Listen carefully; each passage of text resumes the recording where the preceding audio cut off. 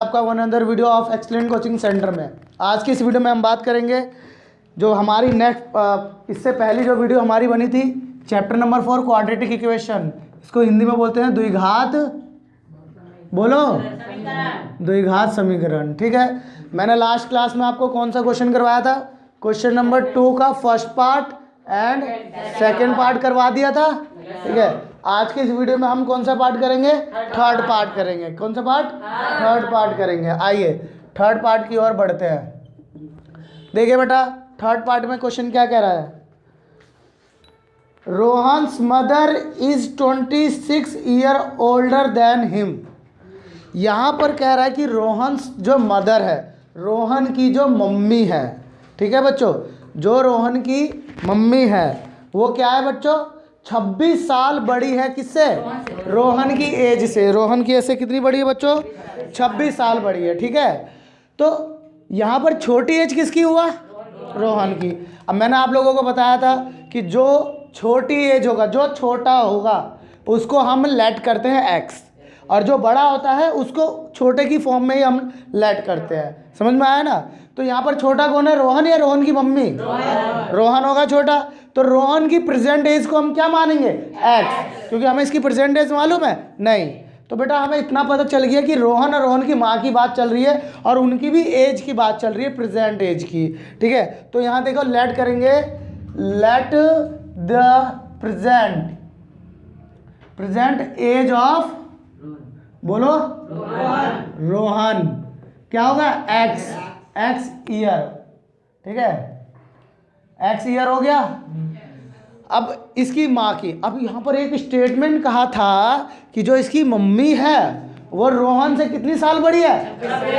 26 साल बड़ी है। तो रोहन एक्स साल का है, तो उसकी मम्मी कितने साल की होगी? एक्स प्लस 26, एक्स प्लस 26 साल की होगी कि नहीं होगी? तो then present age of mother क्या होगी हमारी? X plus 26। यहाँ तक किसी को कोई दिक्कत? पक्का? हाँ भाई, रोहन दिक्कत तेरे को? ठीक है, आइए आगे बात करते हैं। According to question. ठीक है, हिंदी में क्या बोलते हैं? प्रश्नानुसार, प्रश्नानुसार। देखिए अब आगे इसके बाद क्या कह रहा है?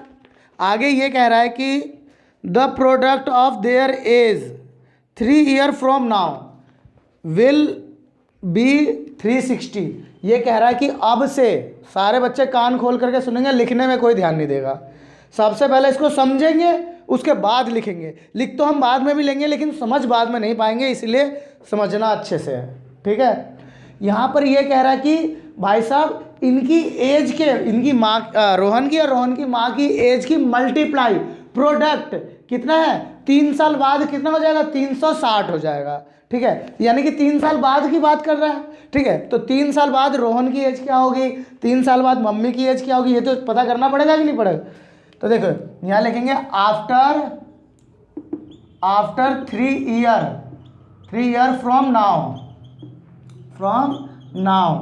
किसी को कोई दिक्कत? यानी कि अब से 3 साल बाद। हिंदी में क्या बोलेंगे? अब से 3 साल बाद। अब से 3 साल बाद। किसी को कोई दिक्कत है? बताओ, किसी बच्चे को कोई दिक्कत नहीं? तो अब से 3 साल बाद यहाँ रोहन की एज क्या हो जाएगी? रोहन्स एज। रोहन की एज क्या होगी? कोई बच्चा बताएगा? Yes Nitesh. X plus 3। X plus 3 क्यों होगा नितेश, बता? क्योंकि भैया उसमें कह रखा है कि 3 ईयर ज़्यादा, मतलब कहने का मतलब यस, ये कहा गया है कि 3 साल बाद। अगर मान लो अभी एक बच्चे की एज 10 साल है तो उसकी 3 साल बाद एज कितनी हो जाएगी? 13 साल। आपने 13 साल कैसे बताया? 3 को प्लस किया ना उसके अंदर में, तो इसकी एज कितनी है? एक्स दे रखा है रोहन का, तो रोहन की एज में क्या प्लस कर दूंगा? 3 प्लस कर दूंगा, तो रोहन की एज आ जाएगी कि नहीं आ जाएगी? 3 साल बाद की। अब इसकी मम्मी की 3 साल बाद क्या होगी? तो मदर्स एज। मम्मी की एज क्या होगी बताओ? अभी एज कितनी है? X plus 26। अभी उसकी मम्मी की एज कितनी है बच्चों? X plus 26। तो 3 साल बाद कितना हो जाएगा? एक्स प्लस 29, यानी इसमें 3 और जोड़ दूंगा, है कि नहीं? भाई 3 साल बाद इसके 3 साल बाद एज बढ़ेगी तो उसकी मम्मी की वही एज रहेगी क्या? उसकी मम्मी की भी तो बढ़ेगी। यस और नो? सारे बोलो।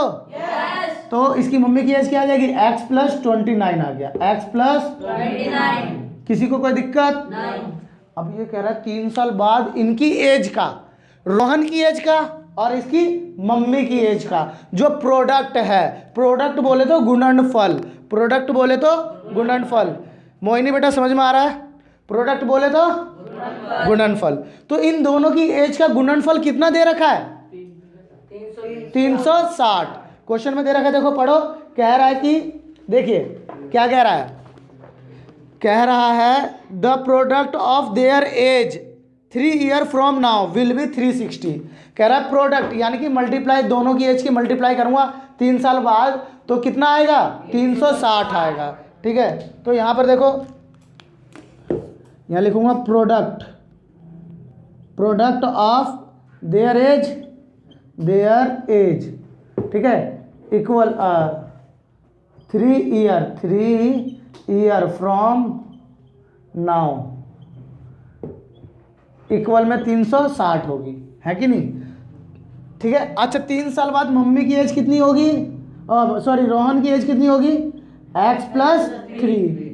अच्छा, और 3 साल बाद इसकी मम्मी की एज कितनी होगी? अब बेटा देखो, दोनों की एज का प्रोडक्ट करने के लिए मैंने इन दोनों को किस में डाल दिया? ब्रैकेट में। तो ब्रैकेट का मतलब, जब दो ब्रैकेट आपस में जॉइंट होते हैं तो उसका मतलब मल्टीप्लाई। इक्वल है तो 360 है तो 360। किसी को कोई दिक्कत? अब आप मल्टीप्लाई करते हैं।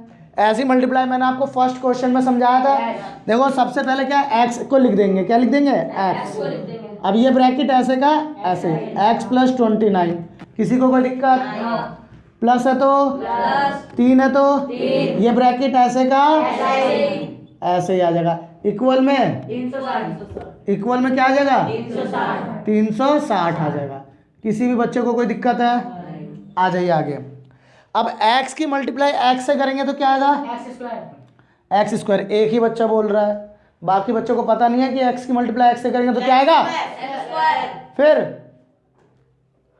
अब देखो, मैंने x की मल्टीप्लाई x से कर दिया तो x स्क्वायर आ गया। अब देखो प्लस है तो x की मल्टीप्लाई 29 से करूंगा तो क्या आएगा? शाबाश, ये हुई ना बात। सारे बोलो ऐसे। किसी को कोई दिक्कत यहाँ तक? ब्रैकेट के बाहर प्लस है तो अंदर वाले का साइन चेंज होगा? नहीं होगा। शाबाश। ब्रैकेट के बाहर प्लस है तो ब्रैकेट के अंदर वाले का कोई साइन चेंज नहीं होगा। अगर ब्रैकेट के बाहर माइनस होता तो तब अंदर वाले का साइन हम क्या करते? चेंज करते।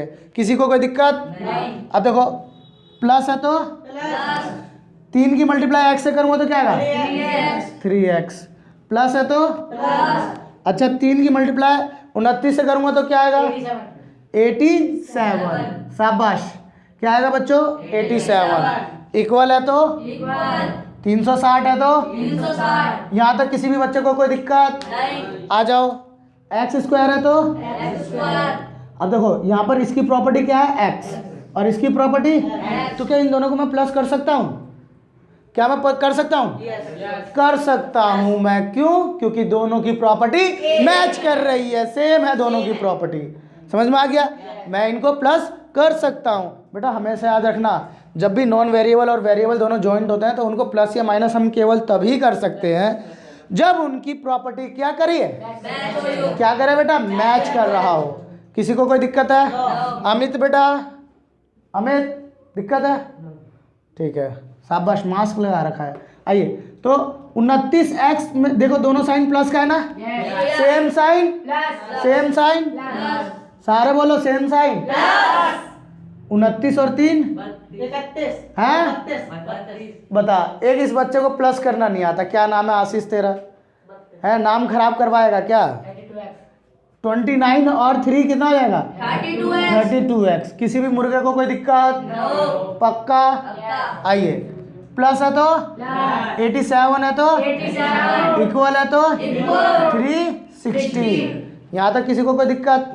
अब आ जाओ, x स्क्वायर है तो प्लस है तो 32x है तो प्लस है तो 87 है तो थोड़ा आराम से भावनाओं में बह गए क्या है? पता नहीं है वीडियो भी शूट हो रही है। आराम से बेटा, आराम से। देखो वीडियो वाले को भी अपना काम करना है। तो ये देखो, ये प्लस का इधर आके प्लस का माइनस का 300 इक्वल है, तो क्या आ जाएगा उधर? शून्य, यानी कि 0। किसी भी बच्चे को कोई दिक्कत? आ जाओ, इसके आगे की कार्रवाई करते हैं। यहाँ तक किसी को कोई दिक्कत है? जो जैसा है उसको वैसे ही रहने दो। एक्स स्क्वायर है तो प्लस है तो 32x है तो अब देखो माइनस करो। 360 में से 87 माइनस करो। सबसे पहले हम माइनस ही क्यों करें सर? यहाँ प्लस क्यों नहीं करना है? यस, शाबाश नितेश। अलग अलग साइन है यहाँ पर। देखो हमेशा याद रखना, जब भी अलग अलग साइन हो तो हमेशा माइनस होगा। अब ये साइन किसका लगेगा ये डिपेंड करता है इसके नंबर पे कि यस, आशुतोष ने बिल्कुल सही बोला, जिसकी बड़ी संख्या हो। यहाँ बड़ी संख्या किसकी है? तो साइन किसका लगेगा? माइनस का। अच्छा बताओ, 360 में से 87 माइनस करेंगे तो क्या आएगा?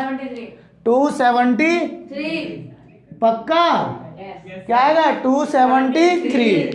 किसी को कोई दिक्कत है? जिसको दिक्कत है वो हाथ खड़े करो। नहीं है? वेरी गुड, सारे समझदार हो गए। इक्वल है तो इक्वल, 0 है तो 0। क्वेश्चन में क्या बोला था इक्वेशन बनाने के लिए? हमारा इक्वेशन किसी को कोई दिक्कत है? हो गया सॉल्व। समझ में आ गया? यस। जल्दी से इसको लिखो।